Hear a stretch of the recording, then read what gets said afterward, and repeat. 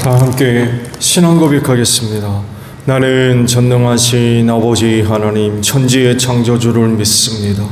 나는 그의 유일하신 아들 우리 주 예수 그리스도를 믿습니다.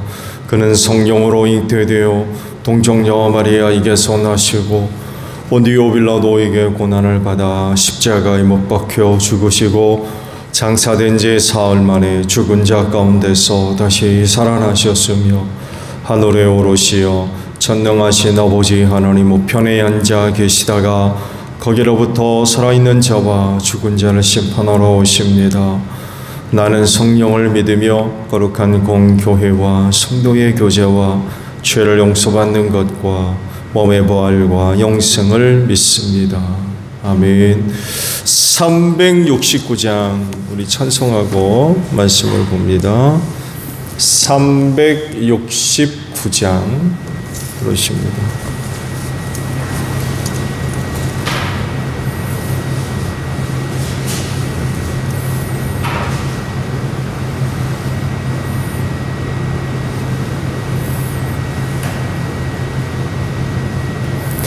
죄짐 맡은 우리고 주 어찌 좋은 친군지 걱정 근심 무거운 짐 우리 주께 맡기세. 주께 고함 없는 거로 복을 받지 못하네. 사람들이 어찌하여 아랠 줄을 모를까.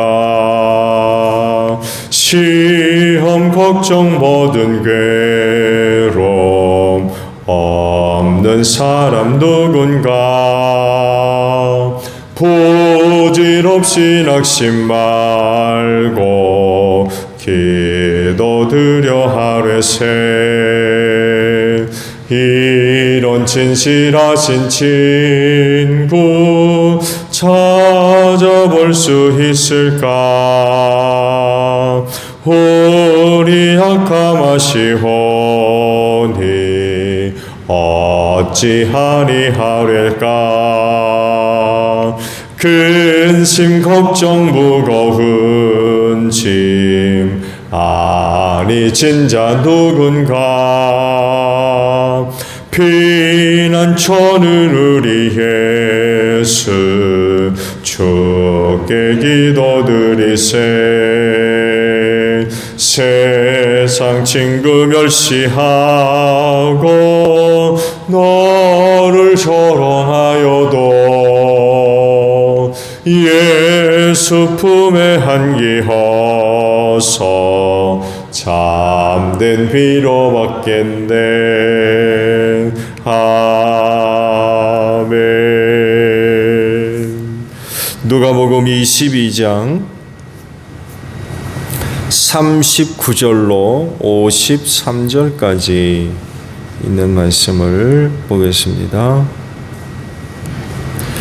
누가복음 22장 39절에서 53절이에요. 예수께서 나아가시어 늘 하시던 대로 올리브산으로 가시니 제자들도 그를 따라갔다. 그곳에 이르러서 예수께서 제자들에게 말씀하시기를 시험에 빠지지 않도록 기도하여라 하신 뒤에 그들과 헤어져서 돌을 던져서 닿을 만한 거리에 가서 무릎을 꿇고 이렇게 기도하셨다. 아버지, 만일 아버지의 뜻이면 내게서 이 잔을 거두어 주십시오. 그러나 내 뜻대로 되게 하지 마시고 아버지의 뜻대로 되게 하여 주십시오. 그때 천사가 하늘로부터 그에게 나타나서 힘을 북돋워 드렸다. 예수께서 고뇌에 차서 더욱 간절히 기도하시니 땀이 핏방울같이 되어서 땅에 떨어졌다. 기도를 마치고 일어나 제자들에게로 와서 보시니 그들이 슬픔에 지쳐서 잠들어 있었다. 그래서 그들에게 말씀하셨다. 왜들 자고 있느냐. 시험에 빠지지 않도록 일어나서 기도하여라. 예수께서 아직 말씀하시고 계실 때에 한 무리가 나타났다. 12 가운데 하나인 유다라는 사람이 그들의 앞장을 서서 왔다. 그는 예수께 입을 맞추려고 가까이 왔다. 예수께서 그에게 말씀하셨다. 유다야, 너는 입맞춤으로 인자를 넘겨주려고 하느냐? 예수의 둘레에 있는 사람들이 사태를 보고서 말하였다. 주님, 우리가 칼을 쓸까요? 그 가운데 한 사람이 대제사장의 종의 오른쪽 귀를 쳐서 떨어뜨렸다. 예수께서 말씀하시기를 그만해 두어라 하시고 그 사람의 귀를 만져서 고쳐주셨다. 그런 다음에 자기를 잡으러 온 대제사장들과 성전 경비 대장들과 장로들에게 말씀하셨다. 너희가 강도를 잡듯이 칼과 몽둥이를 들고 왔느냐? 내가 날마다 성전에서 너희와 함께 있었으나 너희는 내게 손을 대지 않았다. 그러나 지금은 너희의 때요 어둠의 권세가 판을 치는 때다. 아멘. 오늘 주일 아침에는요 40절에 있는 말씀을 함께 나눕니다. 그곳에 이르러서 예수께서 제자들에게 말씀하시기를 시험에 빠지지 않도록 기도하여라 라는 말씀이에요. 자, 여러분도 시험에 빠지지 않도록 기도하십시오. 예수님께서 마지막 중요한 일을 앞두시고 그 일을 성공적으로 잘 감당할 수 있도록 올리브산이라고 하는 곳에, 다른 곳에는 뭐 겟세마네 동산이라고도 되어 있는데 그 올리브산에 이제 들어가셔서 기도를 하셨죠. 제자들에게 이런 말씀을 하셨듯이 예수님도 시험에 빠지지 않도록 기도하신 거죠. 시험에 빠지면 예수님이 하셔야 할 중요한 일을 못하기 때문에 그래요. 이 시험을 생각하시면 공생에 사역하기 전에 광야로 이끌림을 받아서 기도하지 않았습니까? 그때 마귀로부터 시험 당하셨죠. 이거 생각하시면 돼요. 그 시험을 이기기 위해서 끝까지 그 사역의 성공적인 감당을 위해서 이제 기도하셨던 거죠. 근데요, 40절에서 말씀하고 있는 시험이라는 말씀이 있죠. 이 시험은요, 사탄이 가져다 주는 시험입니다. 사탄의 시험이에요. 죄짓게 만드는 시험, 혹은 유혹, 이런 의미예요. 성경에는요, 시험이라고 하는 단어가 두 종류로 기록이 되어 있어요. 근데 이제 한글로 번역할 때에는 이게 구분이 안 됐어요. 그냥 다 일괄적으로 시험 이렇게 다 번역을 해놨는데 엄밀한 의미로 성경에 기록되어 있는 시험이라고 하는 단어는 두 단어로 기록이 되어져 있어요. 그러다 보니까 엄연히 의미도 다를 수밖에 없죠. 시험이라고 하는 이란 말로 번역되어 있는 다른 하나의 단어는 도키마저라는 단어가 있고, 그리고 또 다른 단어 하나는 페이라저라는 그런 그 단어가 있습니다. 문자가 다르기 때문에 당연히 의미도 다를 수밖에 없죠. 도키마저는 하나님 중심입니다. 그러니까 하나님이 시험하시는 거예요. 근데 이 시험은 인정하는 시험입니다. 인정을 위한 시험. 좋은 예로 아브라함의 시험이 대표적인 예입니다. 이제야 내가 나를 경외하는 줄 알겠다 하고 인정을 하시죠. 그런 시험이에요. 그래서 도키마조라는 단어의 시험은 하나님이 하시는 거예요. 인정하기 위한 시험. 그래서 말씀드렸죠. 단련, 훈련, 연단 이런 의미가 있다고 보시면 될 것 같아요. 성경에 모두 22번 정도 이 단어가 기록이 되어져 있고 그 내용들을 보게 되면 확실한 승리와 연결되어져 있을 때에 이 도키마저라고 하는 단어가 쓰여졌습니다. 사탄에게는 사용되지 않았어요. 사탄은 이런 시험을 하지 않습니다. 이건 도키마저라고 하는 시험이라는 단어는 하나님에게만 사용됐던 그런 그 단어입니다. 다른 단어는요, 페이라조라는 단어입니다. 오늘 말씀에 기록되어 있는 시험에 이 페이라조라는 단어가 쓰여 있어요. 38번 신약 성경에 기록이 되어져 있고, 의도적으로 시험해 보는 것, 죄짓도록 유혹하는 이런 의미가 있고 목적이 있습니다. 시험에서 미혹에 빠뜨리다. 주로 부정적인 그런 그 의미의 단어입니다.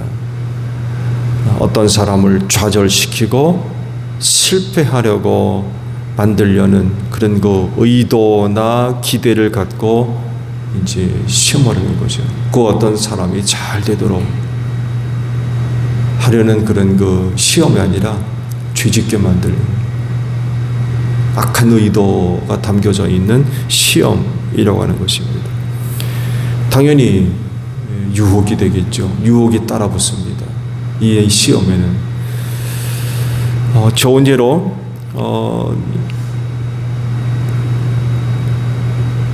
오늘 그 보신 그 말씀이 그 좋은 예가 될 수 있을 것 같아요. 사탄의 죄의 유혹에 넘어져서 죄짓지 않도록 기도하라고 말씀하신 거죠. 여기서 이제 사용된 단어가 바로 이 페이라조라는 단어입니다. 그러니까 마귀의 유혹에 빠지지 않도록 기도해라 라는 그런 그 의미가 있는 거죠. 그러면 올리브산에서 마지막 그 기도를 이제 하고 있는데, 이때 제자들이 받을 수 있는 유혹은 어떤 것일까요? 사탄의 시험은 어떤 것일까요? 그건 예수님에 대한 부정적인 생각, 부정적인 마음, 아마 이런 것들일 겁니다. 그러니까 예수님이 죽으려고 하는 것에 대한 부정적인 그런 그 생각들을 이제 심어주는 거죠. 당시 사탄의 기도하고 있는 제자들을 시험하려 하는 사탄의 시험이 이런 내용을 갖고 있다고 하면, 만약에 그들이 사탄의 그런 그 시험에 빠졌다고 하면 이런 행동이 나타나야 돼요. 되도록이면 빨리 예수 곁을 벗어나야 돼요. 예수 곁에 계속 남아있다가는 큰일 납니다. 더 이상 기대할 게 없어. 저렇게 죽으려고 하는 예수를 통해서는 기대할 게 없는 거예요. 오히려 해를 당할 수가 있어요. 그래서 이런 내용으로 마귀의 시험이 듣다고 하면 어떻게든 빨리 예수 저렇게 죽으려는 예수 곁에 두고 빨리 떠나가는 것이 유익 되다는 거죠. 그래서 위기가 닥쳤을 때 살아남아야 된다는 거예요. 그냥 그리 있다가는 큰일 난다는 거죠. 실제로 그렇게 됐죠. 그렇죠. 예수가 붙잡히니까 제자들이 보인 모습이 뭐예요? 다 도망가 버렸습니다. 왜 도망가요? 사탄의 시험에 빠졌기 때문에 그래요.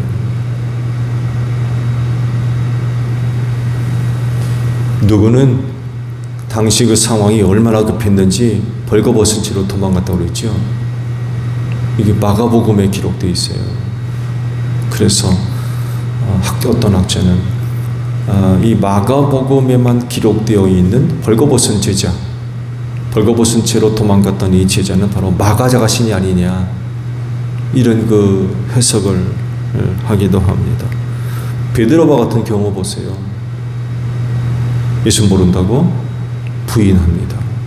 왜 그래요? 사탄의 시험을 못 이겼기 때문에 그래요.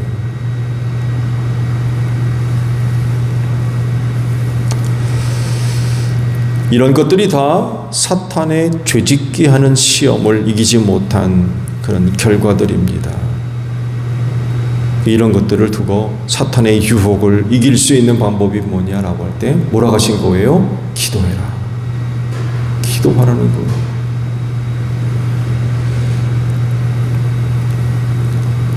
은혜가 있는 곳엔 사탄의 역사도 있다는 것을 잊지 마십시오. 그렇기 때문에 항상 그 사탄의 유혹에 빠지지 않도록 조심해야 돼요. 그걸 막을 수 있는 게 기도라는 겁니다. 왜 그렇게 기도하라고 하신 걸까요? 바로 그 기도에는 은혜가 있기 때문에 그렇습니다. 즉 기도하면 영적으로 하나님과 연결이 되거든요.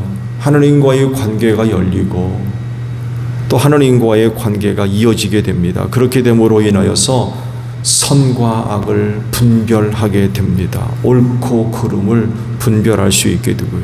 그래서 사탄의 역사를 분별합니다. 이 마귀가 와서 이 장난 노는구나. 마귀가 와서 나를 시험하는구나. 이거를 분별하게 됩니다. 아, 마귀가 와가지고 악한 생각, 악한 마음을 품게 하는구나. 나를 시험에 빠뜨리려고 하는구나. 이거를 알게 되는 거예요. 지피지기 백전백승이라고 하는 그런 그 재미있는 한자 수고가 있죠. 상대를 알고 나를 알면 100번 싸우면 100번 이긴다. 누구를 알란 얘기입니까? 사탄을 아는 거죠. 어떻게 알아요? 기도를 통해서.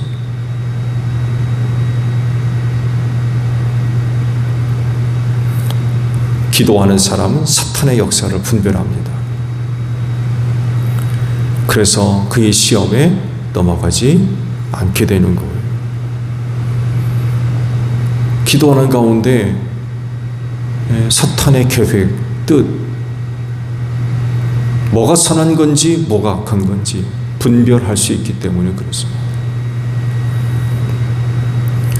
그리스도인에게 기도가 필요하지 않습니까? 왜냐하면 죄짓게 만들려 하는 사탄의 시험이 너무나 많이 있기 때문에 그래요. 어느 사자와 같이 산길차를 찾아다닌다고 그랬죠. 하나님을 알지 못하는 사람들은요, 말할 것도 없습니다. 이건 완전히 사탄의 자식이기 때문에 그들은 저도 소나기 집어넣고 마음대로 조종을 하거든요.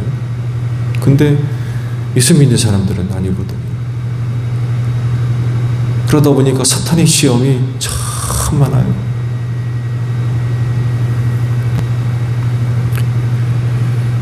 그렇지만 기도하면 그런 것들을 분별할 수가 있는 줄로 믿습니다. 아는 거죠. 아는 거예요.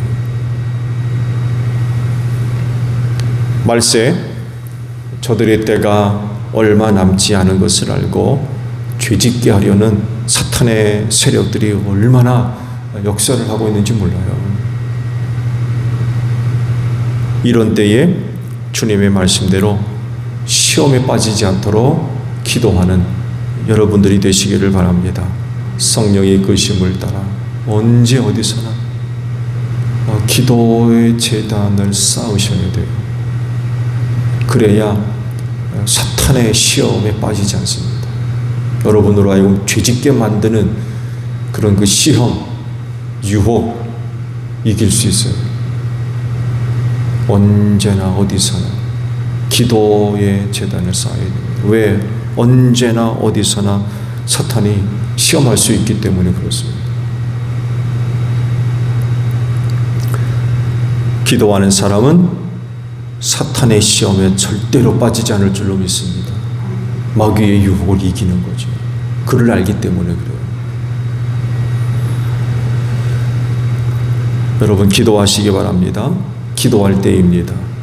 그래서 모든 악한 영들의 모든 세력들을 물리치시고 영적으로 승리하며 주의 유혹에 빠지지 않고 하나님의 사람들로서 하나님께 영광 돌리는 여러분들이 되시기를 바랍니다. 주기도문 합니다. 하늘에 계신 우리 아버지, 아버지의 이름을 거룩하게 하시며 아버지의 나라가 오게 하시며 아버지의 뜻이 하늘에서와 같이 땅에서도 이루어지게 하소서. 오늘 우리에게 일용할 양식을 주시고 우리가 우리에게 잘못한 사람을 용서하여 준 것 같이 우리 죄를 용서하여 주시고 우리를 시험에 빠지지 않게 하시고 악에서 구하소서. 나라와 권능과 영광이 영원히 아버지의 것입니다. 아멘. 기도하겠습니다.